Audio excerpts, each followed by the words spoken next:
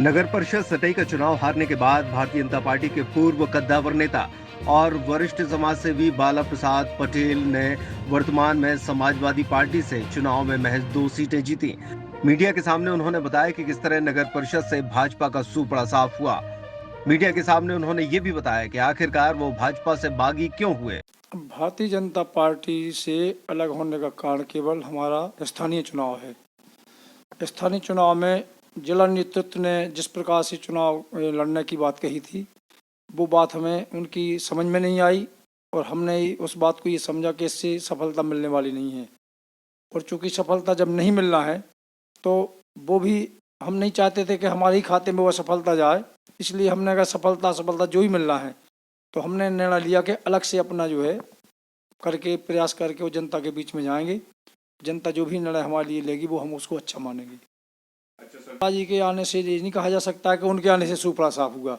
जिस पार्टी का जो है पहले से स्थानीय चुनाव में हमारे आने के बाद हमें लगा कि उसका सुपड़ा साफ हो गया, तो इसमें चाहे कोई विधायक आ जाए या कोई सांसद आ जाए, तो यहाँ स्थानीय चुनाव में जो स्थानीय मुद्दे होते हैं उसमें कोई कुछ नहीं कर पाता है। स्थानीय चुनाव केवल स्थानीय मुद्दों पर जीता जाता है, ना तो उनके केंद्र के मुद्दों पर जीता जा सकता है, न राज्य के मुद्दों पर जीता जा सकता है, क्योंकि सटई बहुत छोटा गांव है।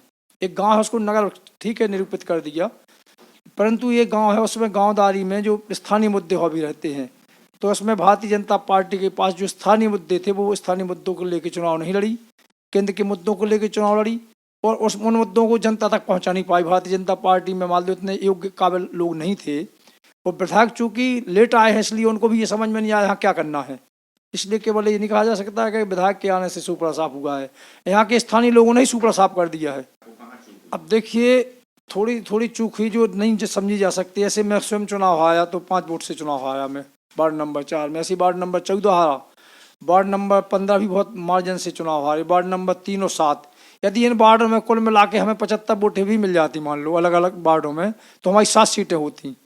तो हम तो ये मान बैठे थे कि करीब 7-8 सीटें मतलब 10 सीटें तक हमारी आएंगी, परंतु जो भी हुआ है अब जनता की हमारी बात समझ में नहीं आई, क्या कहाँ चूक हुई हमारी, उसको हमने तो यही समझा कि हमें मान लीजिए जनता ने स्वीकार नहीं किया है इस बात को। ये सत्य बात है कि हम इसको ही माने कि जनता ने स्वीकार नहीं किया है हमें।